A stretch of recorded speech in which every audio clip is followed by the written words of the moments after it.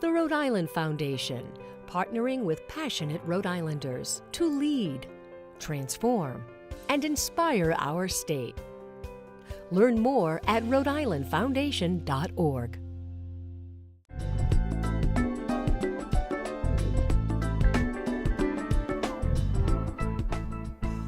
Welcome to another segment of In Another Opinion, a public information program where our discussions are focused on the communities of color in the state of Rhode Island. I'm your host, Peter Wells. My guest today is Dr. Jeffery A. Williams, Bishop and Chief Empowerment Officer of the King's Cathedral of Providence, author, educator, civic advocate. Jeff, you do it all. Thanks for being busy. here. Thank you for having me. You know, besides all that work that you do in the community, one of the things that was surprising for me to find out is when you handed me a copy of your new book. Yes, sir. Yes, sir. This is outstanding. Thank you. I'm glad to see that you've done it, because we don't have enough black authors writing about things that are relevant. Yeah, I appreciate you sharing that. What brought you to writing a book, Jeff? Well, I think as you alluded to, it was well overdue and needed to get that out. And the book will travel where I can't go or may not be able to go. But this particular book really came out of the need to express how a person can stay motivated and inspired despite various obstacles. And since I have some experience with that, I thought I would memorialize it in a book and get it out to as many people as I possibly could. Tell me about the title. How'd you knowing your why. Your why really goes back to a person's deepest reason for doing something. It's what makes a person do something or not do something, as the case may be.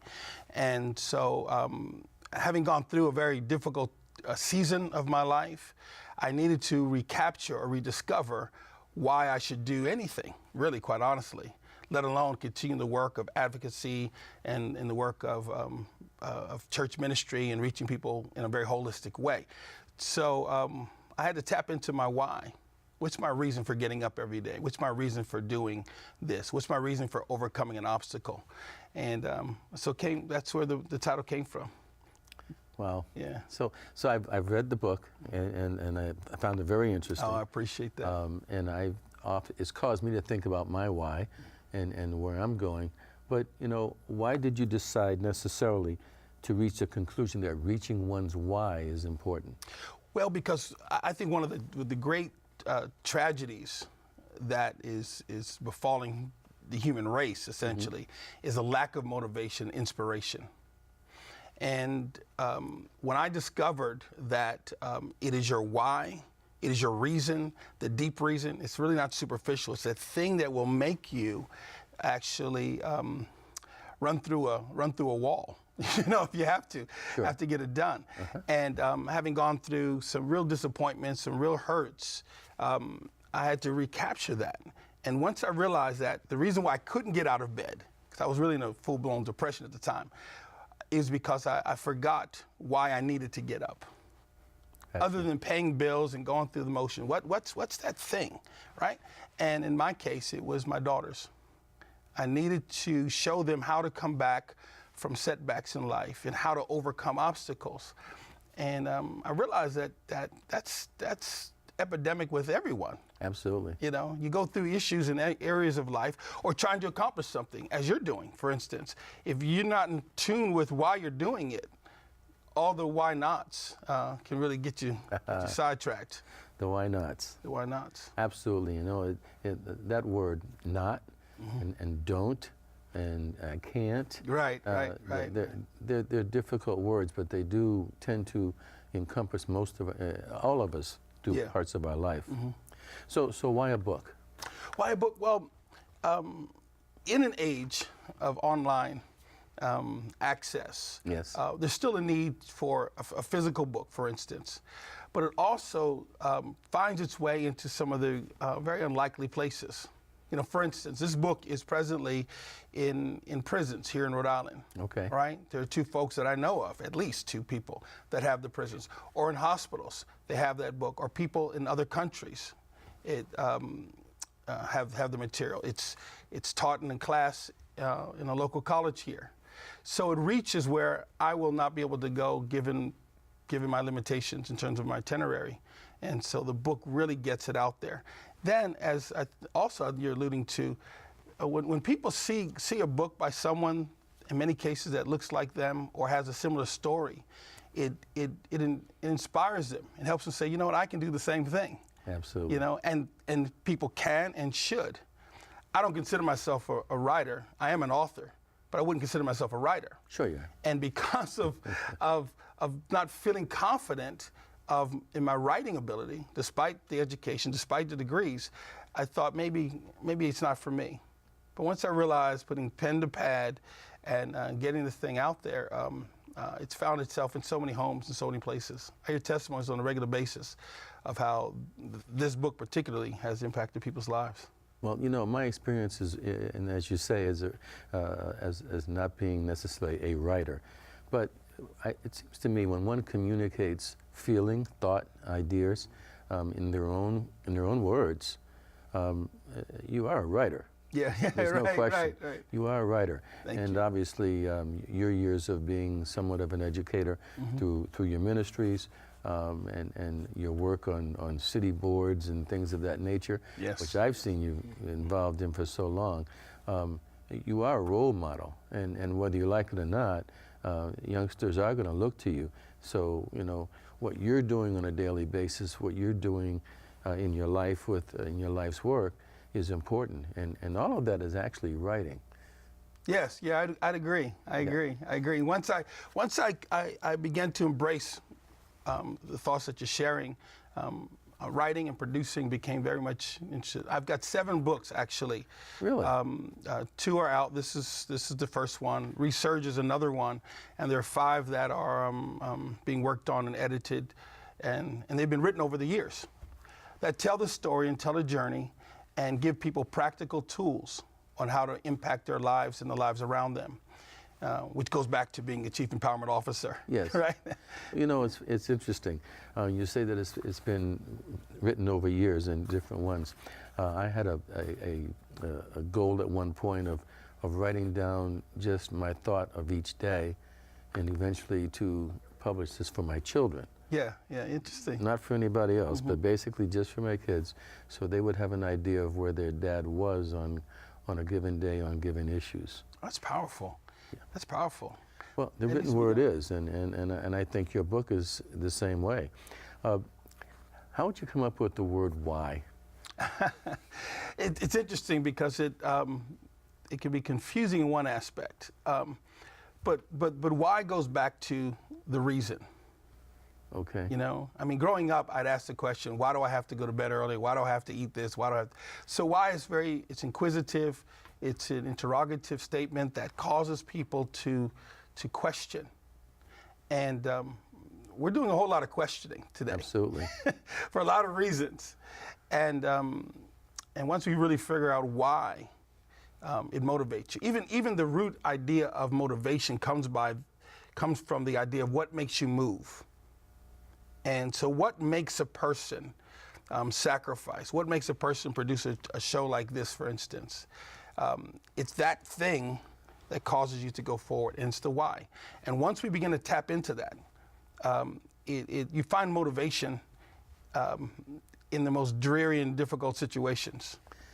Jeff, explain in the book as to how one reaches their why. Oh, I see. How do you get there? Well, first of all, your why is already resident. It's really not something we have to go find outside of us rather than within us and surround us. But asking a question such as, what will happen if I don't achieve this particular goal? Who will it affect? Okay. Who am I impacting now in my life?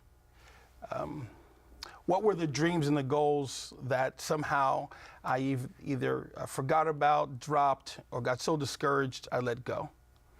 And once we begin to look at those things, then we realize something, that if I do this thing, it will cause me to be successful, be happy, be joyful, or to be accomplished in whatever my goal might be. And once we find that out, something happens to us, and we realize that's why I'm doing it. Right? So a person may say, I want to be a millionaire. That's really not your goal, right? there's a why behind that. What will that $1 million or $10 million, as really what you need today, $10 million going to do? So once I realized it's because I want to financially bulletproof 3 generations, or I want to really empower or start new schools, that becomes my motivation, and that becomes my why. So is it fair to say, though, that if one reaches that particular why, that from that point that might drive some new whys? Oh, absolutely. It drives the why and the how, right? Okay. Because one can have more than one why, but certainly there's some Okay. primary whys, right? And other whys will come up, and then strategies come. Going back to the word can't, don't, shouldn't, right? Those things always shut down creativity. But once you Absolutely. tap into your why and you realize, listen, I have to do this, regardless of how I feel or regardless of circumstances, all of a sudden creativity just goes off the charts, as they would say. Yeah, I can see that. And then resources show up, people, contacts. You know, although I've been a fan of yours for probably 15 years or more by now, Thanks. being on the show is a byproduct of me tapping into my why, oddly enough, right? Okay. And I didn't see this as a resource, an opportunity to have a conversation and to be in your presence, but it created that, right? I got you. And then hopefully others will be inspired to pursue their why, whether or not they buy the book or not. They'll be inspired to pursue their why, right? So how am I going to get the message out? Who knew that we'd be running to one another in a coffee shop? Exactly. Right? No, you're right. Right? Yeah. You know, I think back to when I was a youngster. My mom was an English teacher, and things like certain words were buzzers for her. Yeah. You know, I couldn't use the word ain't and you know, things like that. But what was more specific with both my parents was the word can't. Can't. In fact, every time if we ever used it, my brother and I, we get a lecture. So after a while, you figured, let's not use that word because you don't want to sit for that lecture. At some point, we'll just drop that from our vocabulary. Exactly. Right? And it's the small words in our vocabulary that create the biggest problems. Powerful, yeah. Yeah. And so it makes sense that it's the small words in our vocabulary that would build progress. And finding your why is really right there. I mean, it's right on. Yeah, no, I appreciate it. One of the most important chapters in this book is dealing with the 7 why nots. Yes. Because they're very common, and they're just prolifically in our vocabulary, in our psyche. Could you give us some of those? So for instance, I'm too old, you know, or the idea is I'm too short, or I don't have enough money. Time, energy, all of those things are the reasons why we can't. Well, I can't. I'm too old. I can't. I'm too this. Or and once we address those, which we can, first of all, we have to understand the lie that we believed before we can be set free by a particular truth. All right. So if I realize that somehow my idea of I don't have enough money is my why not, and I realize I can't let that be my why not, then my why becomes so large, I'll find a way to solve the money problem. And Makes sense. And I found out that the why nots will submit if your why is great enough. Interesting. So, I mean, use the word submit. Yeah. That's another important word. Yeah, absolutely. It will yield to you. And those who are successful, those that we admire, are individuals who overcame objections, be it cultural, political, social, financial, historical objections of life. They overcame that because their reason for it, which was their why, was greater than the reason why we can't. And it caused those situations to submit. They didn't go away. Yeah. The problems didn't just disappear all of a sudden, but they, to use the language of martial arts, you know, it submitted. Very good. It just submitted, and we rolled right past that. And people, young and old alike, regardless of nationality, geography, political persuasions, even theological ideas, every single person has to overcome things. And you will not overcome, you will not have sustained motivation or inspiration unless the reason why you're doing it is greater than the reason not to do it. How long has the book been in print, Jeff? Just a year. Okay, so Just a year. it's still new. Just a year, yeah. It came out May 2017. Mm-hmm. I was going to ask you, do you have any feedback from people who've read the book, have looked at their why, and have made some changes in their life to meet that why? Dozens of people, and that's an understatement, but dozens of people who contacted me who have either started businesses, went back to school, wrote their own books. You know, there's several authors on my bookshelf today who attribute their writing of their book and publishing their book based upon reading that. People have bought homes who were well into their 50s and 60s.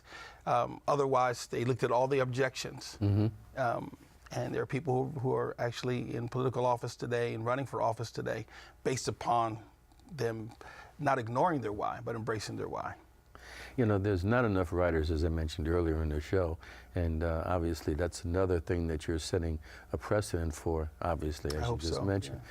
But yeah, we need to have more people in the community to write so that other people can understand their issues, what they've gone through in life and how they've gotten to wherever they are or wherever they're going, because in some cases the why is still unknown totally, but they're working toward that why. Right, yeah, absolutely.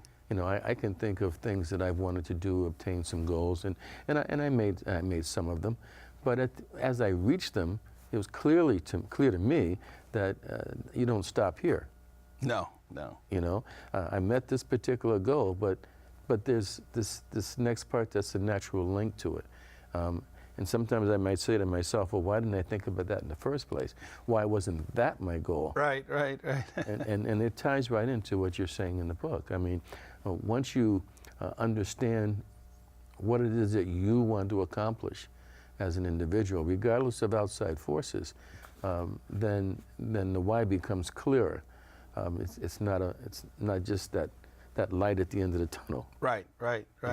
You know there's a light at the end of the tunnel, but when you get there, it's like when you come out of the tunnel and there's this big light, all of a sudden there's another why.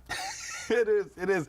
That's I'm laughing because that is absolutely how it happens, and that's what causes you to keep going. Sometimes, you know what happens, Mr. Wells, is that we confuse our why and motivation with hype or inspiration or feeling like you want to do it. Yes. Most people who accomplished things didn't always feel like doing it, which goes back to really the idea of passion. You know, the root word of passion deals with suffering. Okay. And right, when you think of the Passion of the Christ, for instance, it's a suffering. And so what are you willing to suffer through to get through? And once you tap into your why, you're going to get up, you'll do it. You know, and I go back to my whys every day. There's not a day. This is important. I do not go back to my why in some way. Either it's visual on my iPad, or it's been memorialized, writing it down. I'll look at my notes again. I'll look at pictures of my wife and my kids. I'll look at what needs to be accomplished, and that says, all right, let's get back up. Mm-hmm. Let's go back at this again.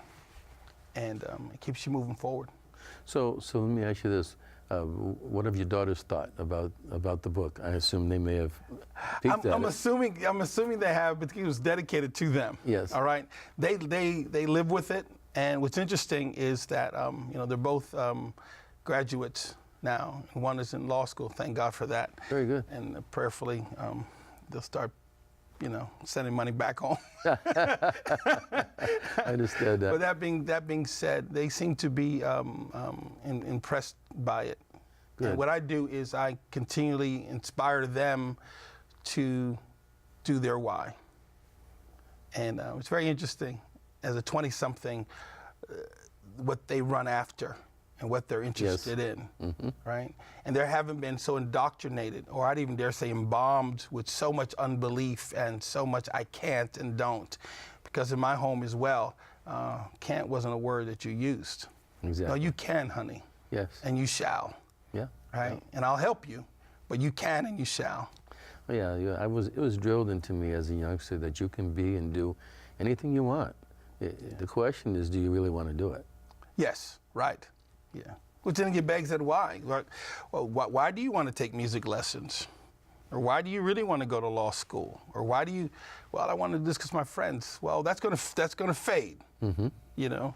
But when you really tap into the thing, it just moves people.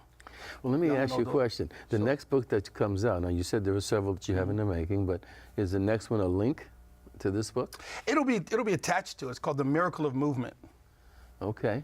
And how what you do next creates and determines what you do next. And when we think of miracles, you know, in my business, if you will, in my business, when we think of miracles, we think of it as a divine activity that is imposed upon us or something we requested. That's only partially true. There's an element that you and I have to participate in that. And so if we want this, we need to do this to get that.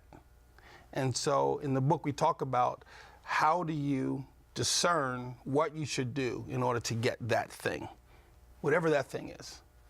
And we talk about that. And some of the laws of physics are involved in that, but really your miracle comes as you make movement. It's much easier to steer a car that's in motion than one that's standing still. Do something, make movement in that direction. Yes.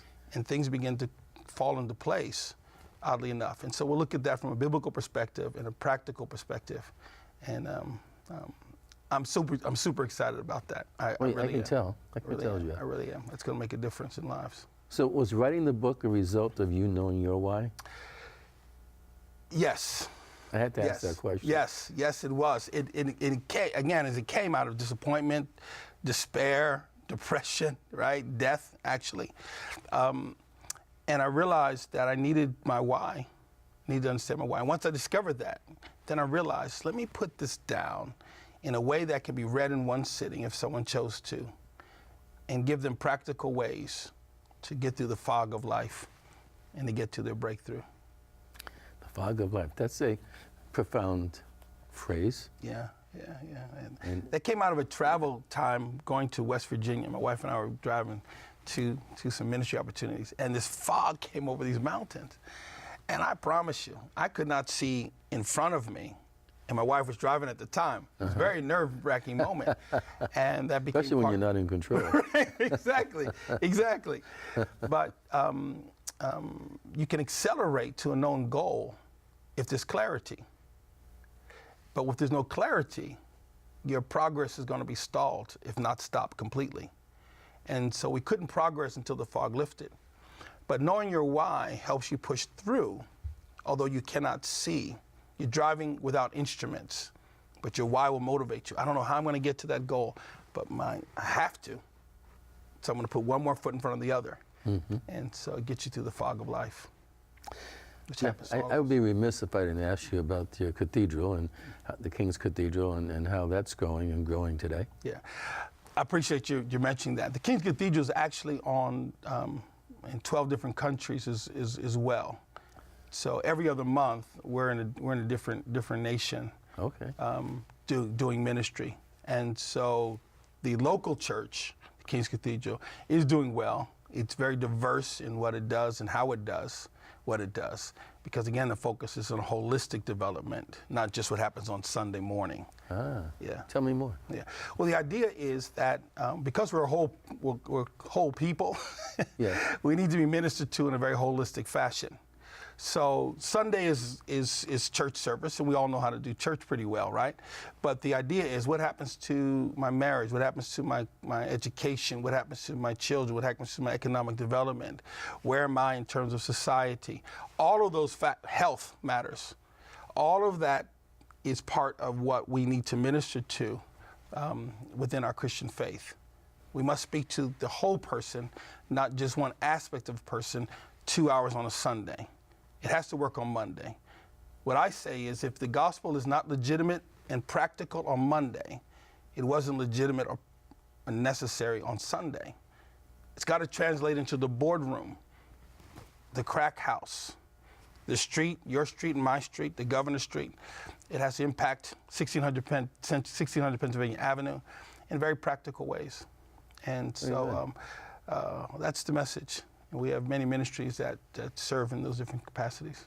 I remember when we first met, and you were I guess, interning, so to speak, under the auspices of your in-laws. It go way back. Yeah, Yes. Yeah, and then, you know, of course, I've watched you grow, and I've seen you, when you, I remember seeing this large building that you were taking a shot at the time. Yeah. I said, I don't know how this guy's going to do this. But you've done it. And It goes back to the why, I yeah. guess. Yeah. How large is your congregation today here? Well, it all depends. It all depends on what day of the week it is, right? Okay. But we purge our roles regularly, to be quite honest. So we see several hundred people. In the course of a month, we could see 500 different faces in a month. And that's just in the local facility, not including other churches. And you have junior pastors under you? Yes, other ministers and elders who serve very dutifully and faithfully. And very good. Really run the ministry, quite honestly, including my wife, who serves as the chief operating officer, Leilani. So. Well, not that we're plugging the Sure, situation, right. but let our viewers. You're located in Olneyville. Correcting 1860 Westminster Street in Olneyville is where the King's Cathedral is located. Right at the bottom of the hill. That's right why I there. know it. You're right. You're at the bottom of the hill, near car wash. You get at that light, and, Right. and it's a crazy little intersection. So you're always looking around, and there it is. Yeah. It's really hard to miss once you get down there. It is. It's a big building. Yeah. I congratulate you, Thank you, sir. on being successful with that. And of course, obviously, with the book which we're talking about today. And I'm looking forward to seeing your new productions, your new book. Oh, I appreciate that. I'll make sure you have copies. And the other book is an ebook called Resurge. And I'll send you a copy of that. It talks about divine order and how to kind of bring your life in order. Very practical. Where can one obtain a copy of this today? Well, this book, you can go to my website at drjeffwilliams.org. Okay.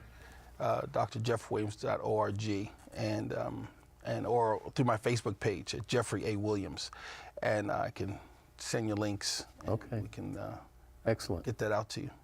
Right. Unbelievable. Jeff, you wouldn't believe it, but a half hour's gone by very quickly.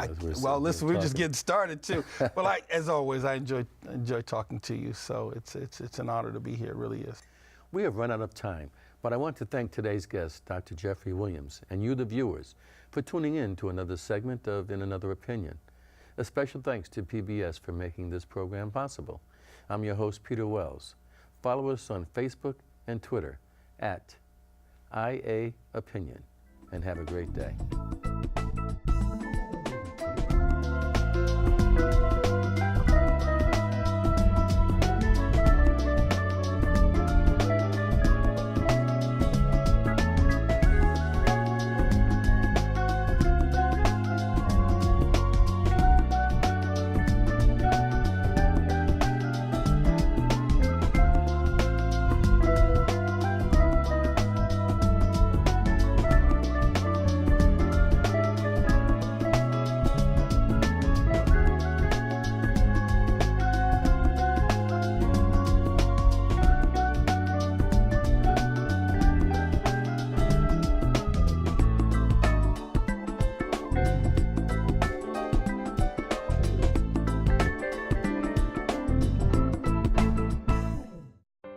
The Rhode Island Foundation, partnering with passionate Rhode Islanders to lead, transform, and inspire our state. Learn more at rhodeislandfoundation.org.